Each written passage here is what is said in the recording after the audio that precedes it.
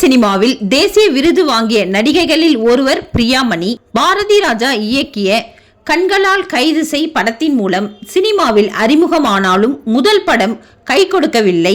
பின் பாலு மகேந்திரா இயக்கத்தில் அது ஒரு கனாகாலம் படத்தில் நடித்து கவனம் ஈர்த்தார். அவருக்கு புகழின் உச்சத்திற்கு கொண்டு சென்ற படம் என்றால் அது அமீர் இயக்கிய பருத்தி வீரன் படம்தான்.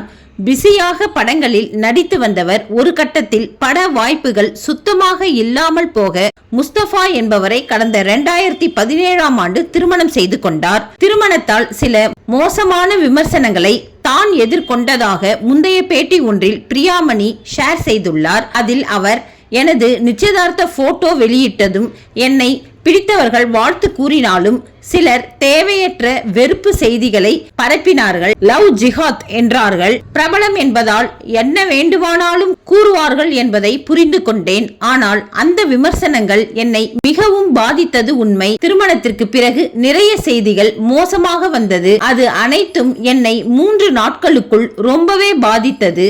இப்போது கூட நான் அவருடன் ஒரு புகைப்படம் போட்டால் வரும் கமெண்ட்ஸ்களில் பாதி எங்களது மதம் அல்லது சாதி பற்றியேதான் இருக்கும் என வருத்தத்துடன் பேசியுள்ளார்.